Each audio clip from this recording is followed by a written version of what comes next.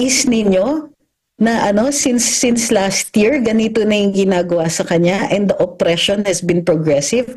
Now sasabihin ninyo, ay huwag nyo siyang i-impeach. It's not even good news. It's too little, it's too late. Dun pa lang nung kini-question siya on the confidential funds.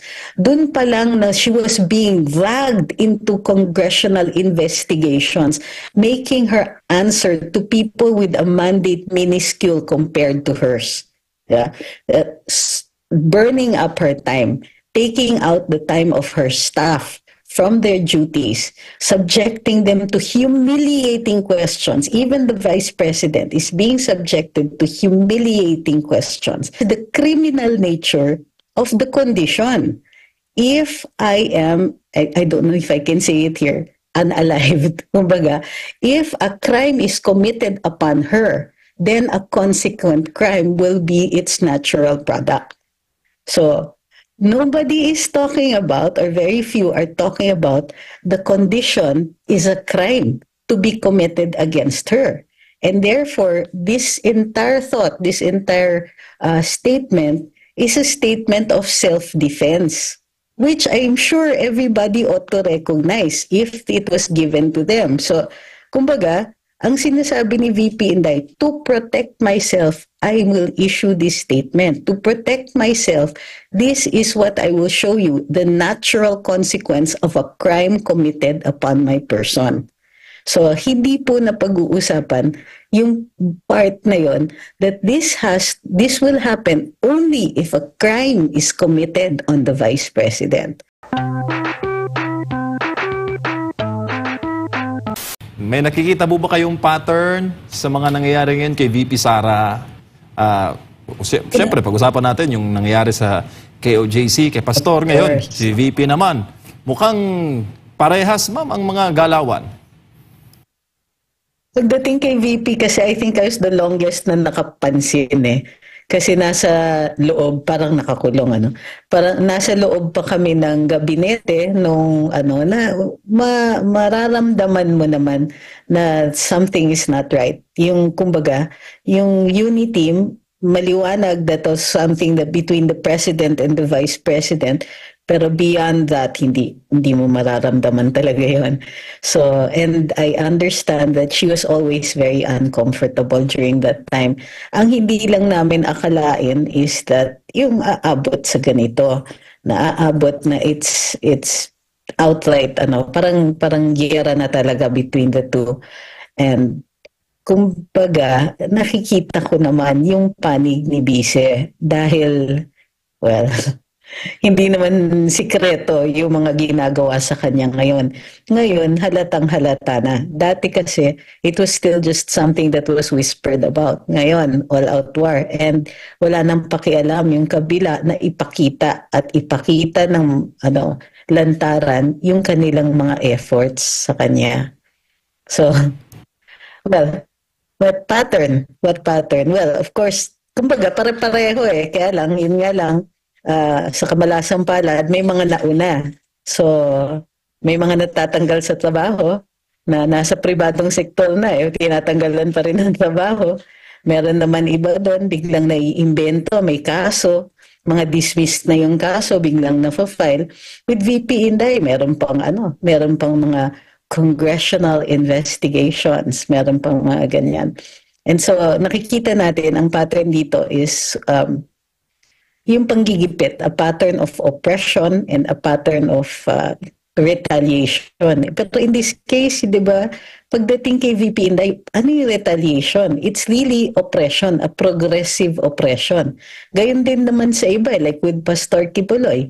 It was a progressive oppression. Wala namang ginagawa si Pastor para mag-merit ng kahit anong ganitong klaseng action sa kanya na yung mga dismissed cases biglang nabubuhay, di ba? Resurrection kaagad.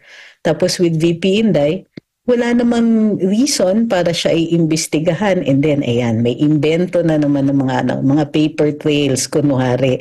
In fact, the confidential fund, alam natin, this was actually the President to begin with. In 2022, wala namang budget. Lahat kami, pagpasok namin sa gabinete, wala talaga kaming budget. We were working on the budget of the previous administration na in many instances, kukunti na lang pag-take over namin because it was already half the year. Tapos, hindi kami we were also bound by the submitted budget and the NEP that was already created by the previous government, previous administration. So kung nabigyan si VP Inday dyan, it was through the releases of the Office of the President kasi parang yun na lang yata ang may budget nung time na yun na hindi pa obligated. So nakikita nyo dyan that in the progressive years that the President was well aware of any budget that the Vice President was getting. Not only that, they know how she used it in 2022. Bakit surprise attack? Ito na naman. Kine-question nila later on if there was an issue with the 2022 releases, bakit in 2023 hindi nila natanong? Ito na lang 2024 or late 2023 nung hihingi na lang ng 2024 budget, suddenly ayaw na nila yung confidential funds. So we can see that there is a progression. Hindi lang an institutionalized oppression, pero it progresses. It goes from, nakikita natin, di ba, yung first, yung mga tinanggal sa government, those that were associated with the previous admin, dahan-dahang nalalagas the current admin. Kung may continuity, that would not have happened. And then, palala ng palala. Suddenly, nabawasan na tanggalan ng prangkisa ang SMNI. Suddenly, the Vice President has to defend confidential funds na never before dinadala sa Kongreso para questionin because of the confidential nature of the funds. So now, nakikita natin, palala ng palala, yung mga paratang, palala ng palala, din yung marahas na pinapakita na action sa atin. Kumbaga, dahan-dahang nawawalan ng hiya. Well, hindi naman dahan-dahan, pero nawawalan na ng hiya, tapos pinapakita sa atin. And the only conclusion we can draw about this is there's a possible deadline that they have to meet. So yun yung patterns natin na nakikita. It's all going to converge at some point.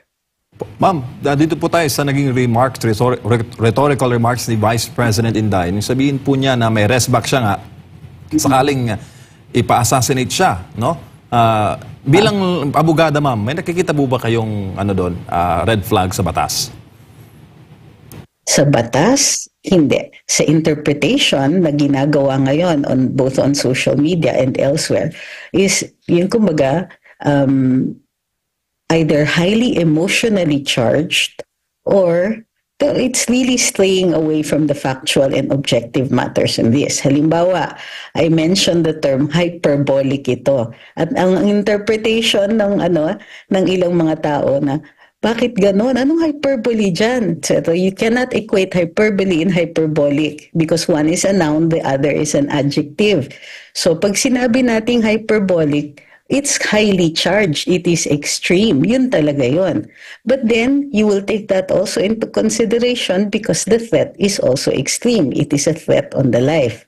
So, ang hindi napapag-usapan, napansin ko, is that yes, they understand, people understand yung conditional nature ng sinabi ni VP Inday. If this, therefore that. Diba? If this, the natural consequence would be this one.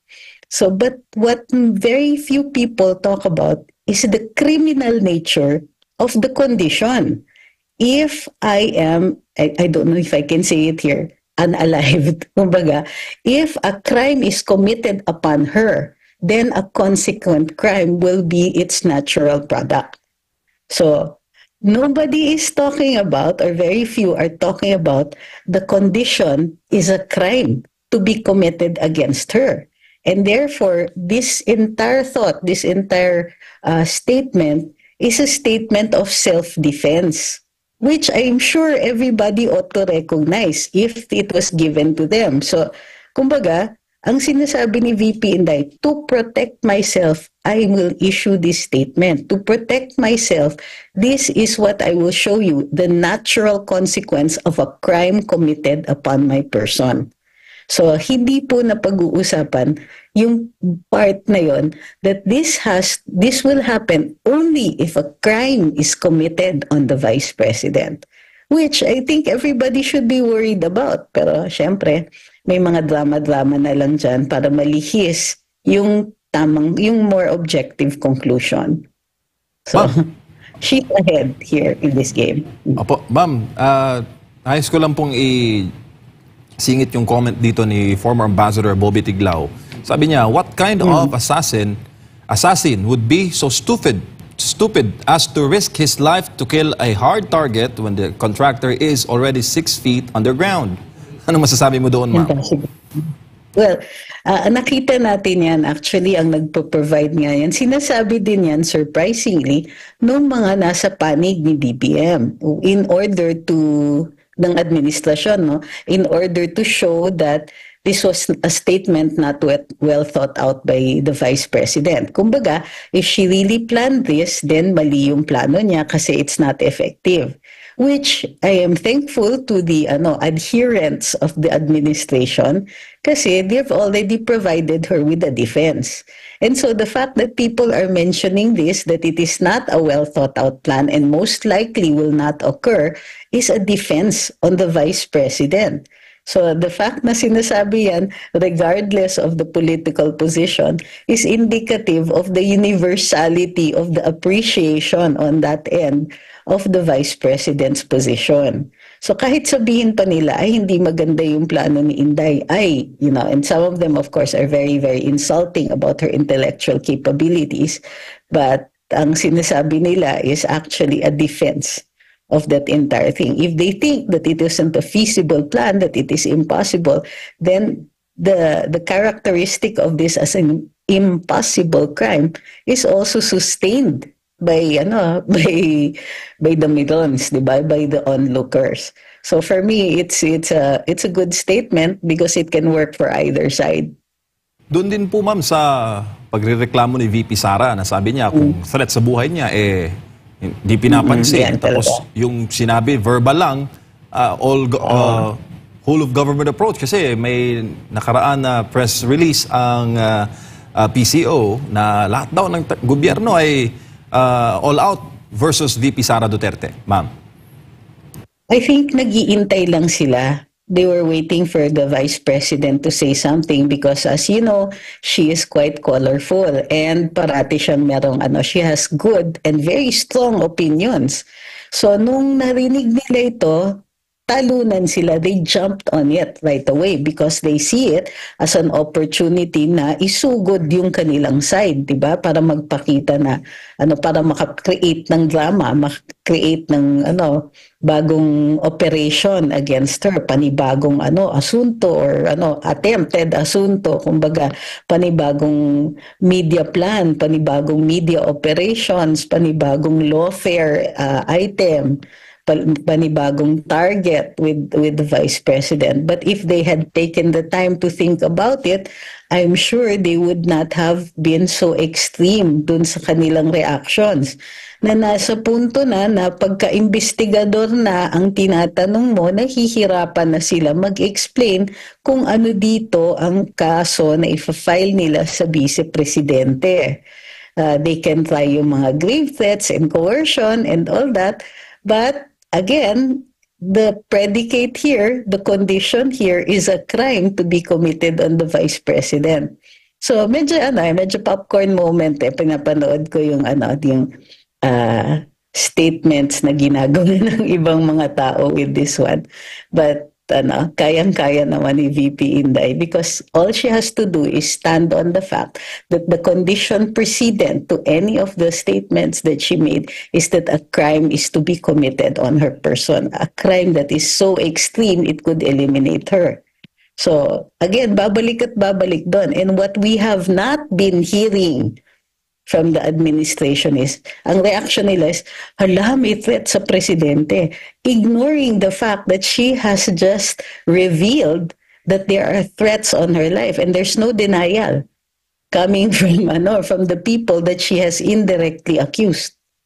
Hindi niyo ba napapansin parang tumataginting ang katahimikan dun sa mga nagsasabi na, ay, it's a threat, pero conveniently ignoring that she has just revealed that there are threats to her life, to her person, coming from the people who are claiming to be victims of her statement. Kakaiba. Because dun sa batas, when the occasion arises na dapat na may reaction ka, your lack of reaction is also evidence that can be submitted against you. So, kung nag-react ka, kunwari, natamaan ka, umaray ka, evidence yon na nasaktan ka. Kung natamaan ka, hindi ka nagpakita na nasaktan ka, that is evidence against you. Yeah. Evidence yung isa, evidence against the person who hurt you pag umaray ka, evidence against you pag hindi ka umaray. So now, sino dito yung hindi umaaray? Lalong-lalo na, while conveniently ignoring a statement, an indirect accusation of liability for the threats on the Vice President's life. Ma'am, ano sa inyo yung dating doon sa reaksyon ng AFP na tanggalin yung lahat ng detail sa VPSG, palitan ng bago, tapos sinabi ni VP Sara na araw-araw binabawasan yung mga nakatoka sa kanya na VPSG. Ano yun? Okay lang ba yun na reaksyon ng AFP? It is not okay. It is not. Ang mga bodyguards, ang mga security, especially those with a close-in with close-in duties, these are positions of trust and confidence. Nobody should have the final say on who will be surrounding her. Kasi bantay sa lakay na yan eh. Parang inappropriate and quite unfortunate yung mga statements at saka actions ni Chief of Staff. Itong tatanggalan siya ng security is it can already be interpreted not just to putting her in danger, putting her life, her safety and her health in danger, but if something does happen, we can already start investigating for conspiracies. Why would you compromise the security of the Vice President? Why would you violate the position of trust and confidence, her own discretion in choosing the people who would protect her life? She can actually reject those that are selected even by the Chief of Staff. Ang pwede lang gawin ng Chief of Staff or ng PSPG sa PNP is to approve or disapprove. Pero pag namili siya, because she needs to be able to trust the people around her, hindi sila pwedeng mamili on her behalf. They cannot substitute her discretion with theirs pagdating sa kanyang security and safety. So, in fact, kung hindi po ako nagkakamali, diyan po ay maaaring court-martialable offense, tinatawag namin, if there are any actions of particularly official actions that directly lead to compromise on the security and safety of any of our high government officials, particularly dito, the second highest official in the land. I mean, we talk about there are very specific court-martial offenses, disrespect to the president, disobedience to the president. But when it is the vice president, nakakalimutan nila that she is a heartbeat away from the presidency. What you cannot do to the president, you ultimately have to think that you also have to afford the vice president the same line of respect, the same line of concern for security and safety. Attorney, National Security ito yun, Opo, magandang gabi. Meron pong superhero. Di ko alam kung confirm po talaga na ang nagsabi po na hindi na wag ituloy yung impeachment. Unimportant daw si Vice President. Di ko lang alam kung confirm ba talaga ito kasi ito yung mga kumakalat. May isang commentator din na ito yung kanyang naging content. Sa tingin mo, if ever man na totoo po ito, attorney, ano masasabi mo doon sa statement na yon? Sige, we'll predicate it on if this is true. And may part doon na she's unimportant. Kakaloka yung part na yun. Kumbaga, hindi enough na may drama, may superhero. Kailangan yung superhero ay makasingit pa ng konting pitik at insulto, di ba? Kahit paano. Pero let's just say that that is true. I think that's kind of too little and too late. Unang-una, why did you let it get this far? Bakit umabot sa punto na ganyan, no? Yung oppression is blatant, it's in our faces, and is leading some people to take to the streets. Bakit ganun? Bakit ganun ang trato kay Vice Presidente? Ngayon sasabihin ninyo, ay, wag niyo siyang i-impeach. Why? Dahil ba nakikita nila yung public backlash? Dahil ba na-measure nila yung social media reactions on this one? It's too little, it's too late. Dun pa lang nung kini-question siya on the confidential funds. Dun pa lang na she was being dragged into congressional investigations, making her answer to people with a mandate minuscule compared to hers. Yeah? Burning up her time, taking out the time of her staff from their duties, subjecting them to humiliating questions. Even the vice president is being subjected to humiliating questions, and in fact is being subjected to police actions.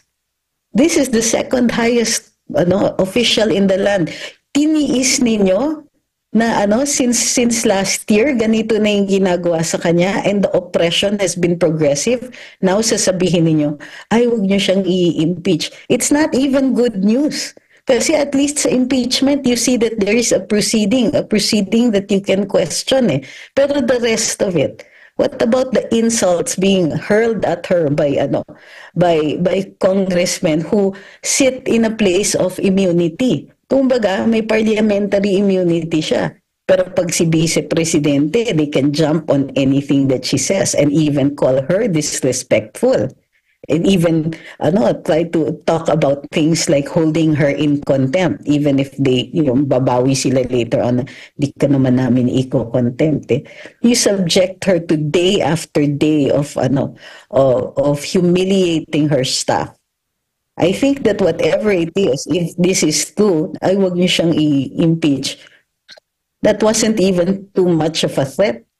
Kumbaga yung impeachment, maliit na bagay yan compared to what they are doing to her on a day-to-day basis. No, I think that's too little and too late. There is no superhero. Opo, at napakalayo ng approach ng kasalukuyang presidente sa nakalipas na presidente na hindi kasundo ang pangalawang pangulo, attorney. Makikita natin doon na parang wala lang kay President Rodrigo Duterte, no, kahit na siniraan na ang Pilipinas sa world stage, sa kanya siya pa mismo vocal na vocal, hindi, wag niyong ituloy yung kung may mga pagpuna, hayaan niyo yan kasi demokrasya ang ating bansa. Pero iba ngayon ang naging approach, attorney. Dito natin makikita ang kaibahan ng mga leader na ito sa pagtanggap sa mga hamong kanilang kinakaharap. Ang tingin ko kasi hindi rin patas yung yung comparison. Pasensya na. Pero si VP Inday, she is more than capable of taking over the presidency. Kumbaga, we know that if she sits there, she's going to be a good leader as compared to the sitting president. Baliktad naman nung panahon ni Rodrigo Duterte. Sa totoo lang, I don't think anybody could fathom that VP Leni would be capable of taking over from Rodrigo Duterte. We know there were attempts, but the attempts were really not very well executed. We know that there was much public discourse. Pero, kumbaga, weak eh. I apologize if this hits people wrong. But the discourse at the time, even the actions of VP Leni were not, kumbaga, pagdating sa pagtutulong, we appreciated naman that she would undertake social projects, But compared to what the Vice President is capable of doing now, Vice President Inday can do right now, considering kung ganong kasipag, kung ganong ka-hands-off, kung ganong kadaming activities, plus her role as the Department of Education Secretary, to which hanggang ngayon yung ibang mga teachers sobrang miss na miss siya. Ang tingin ko, no comparison. Baliktad kasi yung sitwasyon eh. Ngayon, the President right now is nothing compared to Rodrigo Duterte in terms of toughness, in terms of hands-on, trying to fix the country's problems. We're not saying that Rodrigo Duterte was perfect, but at least we didn't sense the kind of danger in the streets that we sense right now. Hindi ganito kalaganap yung problema sa krimen. Hindi ganito kalaganap yung problema sa pagtataas ng presyo ng pagkain. He steered us out of COVID. Hindi natin naramdaman yung you hold your breath every time there's a natural disaster coming. Tapos hindi mo alam kung aabot yung relief goods o kung tama yung nailaan na relief goods. Ramdam nga natin na hirap ang rescue and relief efforts. Walang ganyan nung panahon na yon. So with a strong president at the helm, a strong and capable president at the helm, VP Leni had no chance at all. Pero dito, the VP Inday is a problem for a presidency where nakikita natin hindi ganong kabilis yung pagtutuon ng mga problema ng bayan. That's why when VP Inday says, ayan, kami na naman ang tinutuunan ng pansin. Hindi nyo pag-uusapan yung pagkain, yung tubig, yung kuryente. All of these things, ang daming kailangan ayusin. Magtrabaho naman tayo. But all that is happening is politicking. And it's happening because we have a strong and very popular Vice President. Opo, and dito po sa mga pangyayari ngayon, Attorney, malinaw na ba? At hindi na matatabunan pa ng kahit anumang issue na ipinupukol dito sa pangalawang Pangulo, lalo na sa mata ng publiko, na ito'y may kaugnayan sa papalapit, lalo na sa 2028 elections, sa 2025 elections, para hindi makaporma ang sinuman. Basta konektado sa mga Duterte, kasi ang lahat ng mga inuusig po ngayon ay ang mga Duterte at ang mga malapit sa kanila o konektado po sa kanila. Ang tingin ko, it's bigger than that eh. It's not politics as usual. Kasi huwag mong kakalimutan na nabaon lang yung issue ng charter change. Tignan ninyo yung attempt. Dito talaga nakikita ko naging active dun sa pag-o-oppress ng mga Duterte when we raised the alarm na bakit merong nagpapaikot ng People's Initiative on Charter Change. At nakikita nyo, very insidious. Ibig sabihin, tagong-tago, mahirap i-appreciate. But once you appreciate yung sinusulong na charter change, pinapalitan nila yung dual nature ng legislature. Yung dalawang co-equal na chambers of Congress. Natitip yung equality nila. Gusto nila baguhin na maaaring kahit on its own, acting on its own, yung Kongreso will be able to propose charter change. Kasi yung votes will not be counted evenly. Kumbaga, hindi makakount yung two chambers na co-equal. Instead, each vote for each senator and each congressman, equal na lahat yan. Who benefits from this charter change? The Speaker of the House. Dahil kahit siya lang mag-isa ay magsulong ng mga provisions sa saligang batas na pwedeng baguhin, then that is a lot of power. Pag tinignan nyo, halimbawa, pakialaman natin yung Filipino ownership ng lupa. May mararagsana naman dyan na real estate. It could change so many things, even affect our basic rights, just by one person holding the one chamber of Congress. And that's still hanging over our head, kasi nagbabago ang isip ng COMELEC as to whether or not kikilalanin nila ito, despite the Supreme Court resolution na hindi talaga pwede ang charter change to people's initiative. Ngayon, pinaon yan sa limot. But the Vice President has raised the issue that if anybody is interested in her position, it is the Speaker of the House. So again, looming very large, literally and figuratively, itong si Speaker Martin Romualdez. And for me, so it isn't politics as usual. It's about changing the charter because somebody wants to gain power or some people want to stay in power. Who knows, baka abutin na naman ng 20 na taon yan. And that's the real danger here. It's not just about the Dutertes. The Dutertes are yung hadlang sa kanila. It's about the attempt to perpetuate power by a certain power block that's already very powerful right now. So hindi yan about elections lang. All of that, these are just parts of the whole.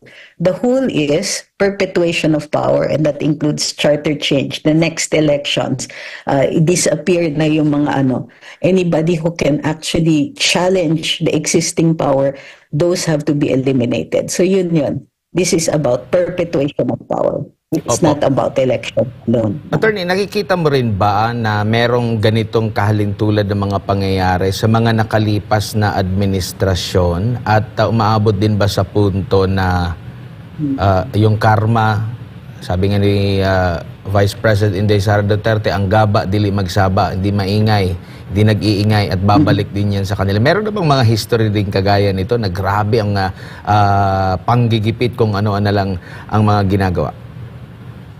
Well, the first Marcos administration was like that, di ba?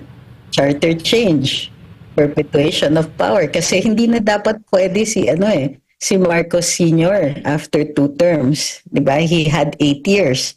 Nung matatapos na yung 8 years na yun, nag-declare siya ng martial law.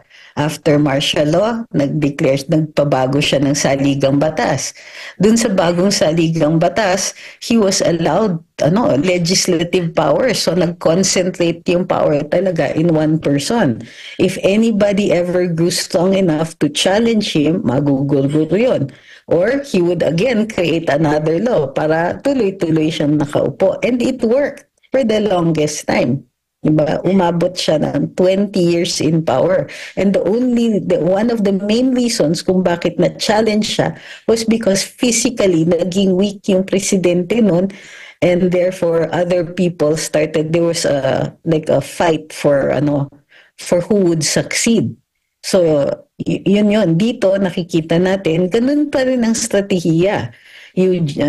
With Marcos Sr., when he declared martial law, lahat ng political opponents niya, pinakulong niya.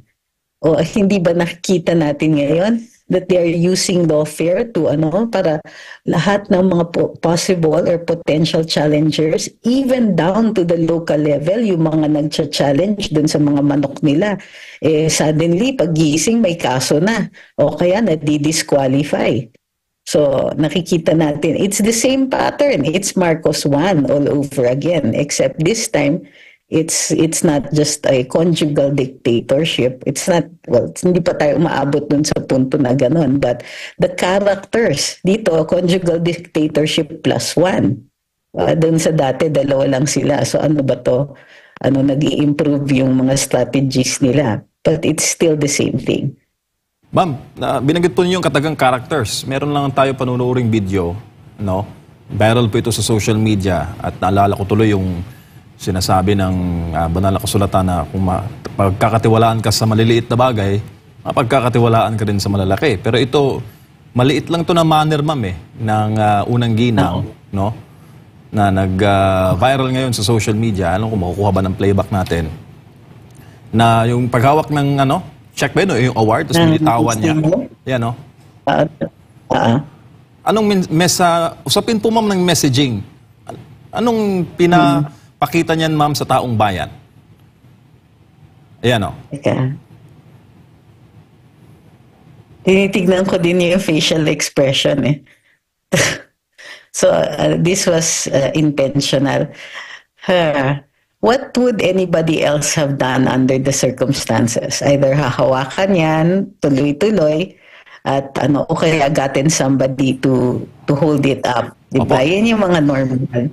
In this case, ang tanong is bakit niya binitiwan? Ano yung impetus? Ano yung motivation? I will hazard a guess. It's not very good one, but my guess here is that parang nakaka-insulto para sa kanya na siya yung tagahawak. Hindi ito something na napagod siya, binitiwan na lang niya. Hindi. She probably, and this is based on the facial expressions na, it looked like na the reason na binibitiwan niyang basta ganyan lang is because she felt insulted na bakit ako ang tagahawak ng banner na ito. So if this is the case, and I would emphasize, double emphasize, if this is the case, then tama. It's the little things that will reveal your character. Opo. So, Ma'am, may nagsabi sa amin na ano raw pala yun, isang Davao-based koral yung binigyan ng parangal. Opo. Ma'am, sa mga nangyayari po ngayon, ano po ang magagawa ng ordinaryong mamamayan, mga payak nating mga kababayan na nakakakita po lahat sa mga nangyayari ngayon sa bansa at patuloy pong dumadalangin na sana dumating yung araw na maayos na po yung ating bansa. Ano pong magagawa, ma'am, ng mga ordinaryong Pilipino? So, tama kayo, nasa Diyos ang awa, nasa taong gawa, di ba? Sinakasabihan din yan sa atin. So, dapat, unang-una, tuloy-tuloy ang panalangin. Tuloy-tuloy ang pagdarasal. Pero, kasama din po yan. Kasama din po dyan yung pagsasalita. Kasi, nasa saligang batas natin na ang pinakamalakas na sandata ng bawat mamamayan ang kapasidad nila magsalita, magpahayag. Ang karapatan po ito. So, ang pagsasalita, pagpapahayag, pwede rin po yung freedom of assembly, yung pagpupulong-pulong. Dahil mas malakas po tayo pag magkakasama tayo. Bukod pa dyan, ang pagpupulong, tapos yung kasama ang petition for redress of grievances. Ibig sabihin, hindi necessarily na mag-file ka sa hukuman pero ipakita ang inyong kagustuhan ng pagbabago o kagustuhan na i-address ng administrasyon itong mga problema ng bayan, kasama po yan sa ating mga sandata. Protektado tayo sa saligang batas niyan. At ito ang bukod tanging paraan para maipakita ito. Of course, meron tinatawag na mga legal solutions. So nakikita natin sa mga ganitong problema, dalawa yan.